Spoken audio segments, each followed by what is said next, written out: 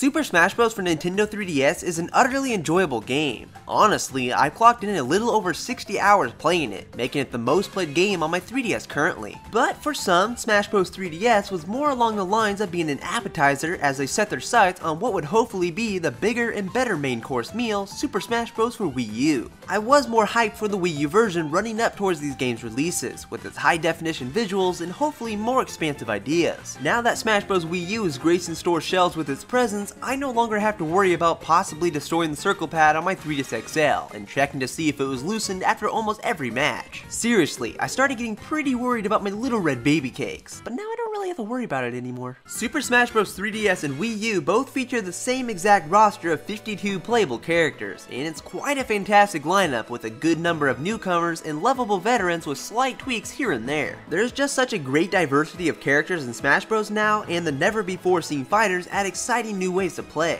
One of my favorites is Little Mac, who has an insanely awesome and powerful ground game with an attack that can KO any opponent, but when he's forced into the air, he's as helpless as a flopping fish. Like, I'm not even joking, a flopping fish. Another great addition is Rosalina and Luma, who I've only recently found to be a fearsome dynamic duo. Similar to the Ice Climbers, Rosalina and Luma act as two separate characters, and you can launch Luma a great distance away and attack your enemy from afar. And let me just tell you that this colorful little blob of cuteness is a destroyer of worlds. She's coming for you. I just really love the gigantic and diverse roster that Masahiro Sakurai and his team cooked up. There's not really much room for complaint here, even if there are a handful of clones. Just deal with them. Now, what's totally different in Smash Bros. Wii U is the large assortment of new and returning stages for you to duke it out on. They just feel all around better and more memorable than the stages found in the 3DS version. For one, there's the new Jungle Hijinks stage where you can physically jump between the foreground and the background of the environment and battle on those two planes. That's awesome. And there's loads more to unlock and choose from, like the Mario Kart 8 stage that has you twirling around like you're in anti-gravity and dodging cars that come racing towards you upside down. And to differentiate itself from its little brother, Smash Bros. Wii U offers a good assortment of modes that are brand spanking new or are similar to what the 3DS version offers but tweaked here and there. For one, we now have 8-player Smash, which just as the name suggests, allows up to 8 players locally to fight it out on screen at once. It gets pretty chaotic, especially when you're playing on the teensy tiny battlefield. Have fun trying to follow your character through that heap of madness. It's super crazy, but a smile will no doubt creep onto your face as you laugh hysterically with your friends. We've been stuck with 4-player matches since the beginning of the series on the Nintendo 64, so allowing 5, 6, 7, or even 8 players to play all at once ramps things up a notch.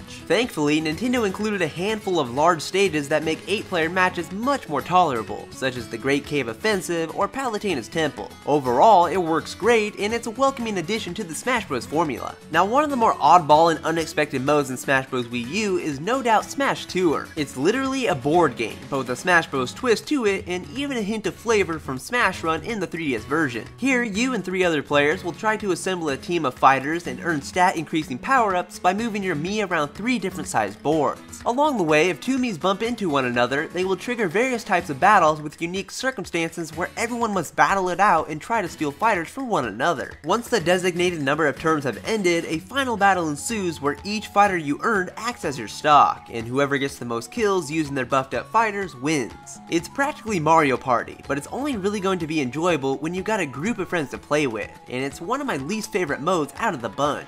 It's much more slower paced with less player input, and it's probably not going to be something you'll come back to if you don't have any friends to enjoy it with. It's certainly a dynamic mode with a lot going on, and it's a fresh and inventive take for Smash Bros. That hasn't been seen before, but honestly, I actually prefer Smash Run over Smash Tour. Now, one of the modes exclusive to the Wii U version that I've come to be quite fond of is the Special Orders mode, where you choose to take on challenges from Master Hand or Crazy Hand. Master Order is more of a one-off thing, where you spend your gold to play a challenge, and if you beat it, you'll earn trophies, custom moves, or stat buffs. It's enjoyable, but Crazy Orders is definitely where it's happening. This is a frantic risk versus reward style arrangement, where you try to complete as many challenges as you can in a row without losing. You can stop whenever you want, but the desire desire to accumulate more and more goods may just get the better of you and you continue on and ultimately fail a challenge. And if that happens, you lose a chunk of your earnings and maybe a little self-esteem. It's a great deal of fun and can definitely be stressful as your fighter's health continues to build up and you contemplate whether to stop while you're ahead or be greedy and possibly fail. I've spent a good amount of time putting myself to the test and trying to conquer whatever Crazy Hand throws at me. Now, just like every Smash Bros title that's ever been released, it comes packing with the well-treaded classic mode where you battle through a set number of rounds and finish off with the fight against Master Hand, Crazy Hand, and the new Swarm boss that can certainly be tricky with its various forms you need to slice through. Rather than choosing 3 different paths to take like in Smash Bros 3DS, the Wii U version drops you down onto a tabletop and allows you to choose from groups of fighters that you want to take on. The classic mode certainly has its charm, but I did notice that there isn't much diversity between the different battles. 5 to 8 player matches are thrown into the fold, and sometimes a metal or giant character will appear, but a lot of the time it is just more of the same.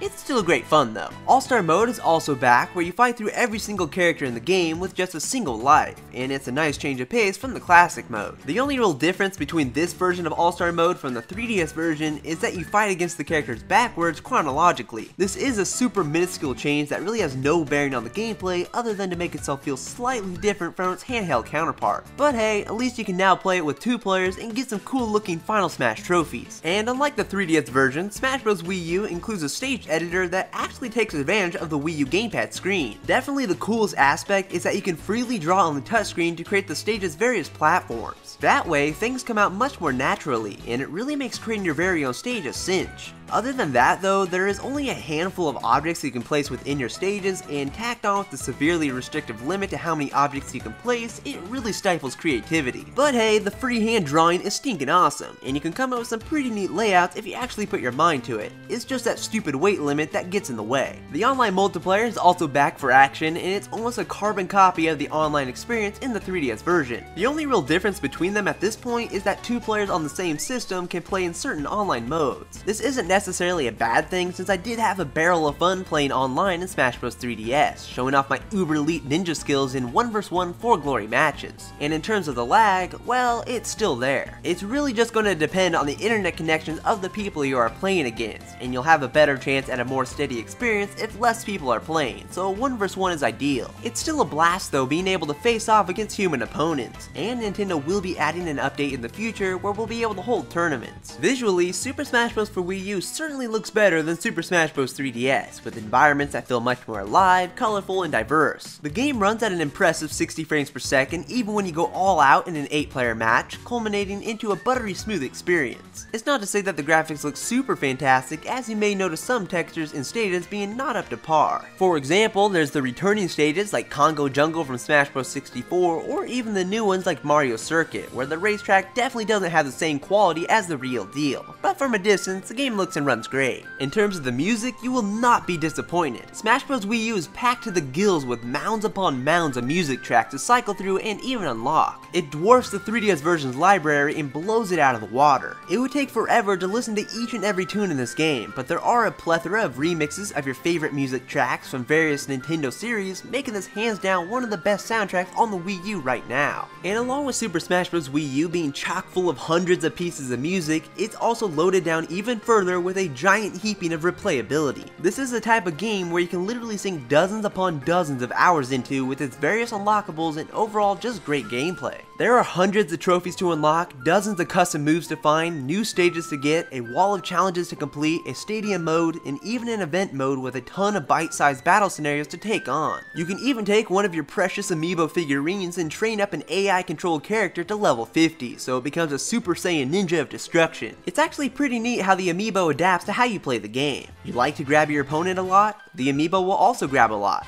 Tend to snag every item that hits the stage? The amiibo will also go after every item that hits the stage, and so on. It's a clever use for the figurine, which might be a little gimmicky, but at least it's being used for something other than being a paywall to unlock some extra content. Plus, they can be a useful sparring partner when playing alone or with friends, considering its AI is more advanced and may just offer up more of a challenge. But overall, there is certainly no shortage of things to do in this latest entry of Smash Bros. Super Smash Bros for Wii U is a must-have title for any Wii U owner. The gameplay is rock solid, the massive selection of playable characters is fantastic, there are a wealth of stages to fight across, and there's just so much replayability that it's not even funny. So, in all, the GamingPixelShow.com finds Super Smash Bros. For Wii U to be an amazing game. But that will bring us to the end of this review, and if you liked what you saw, please give this video a thumbs up and add your favorites and all that good stuff, and you can stay tuned for more videos in the future. But I will talk to you in the next video, guys. Bye!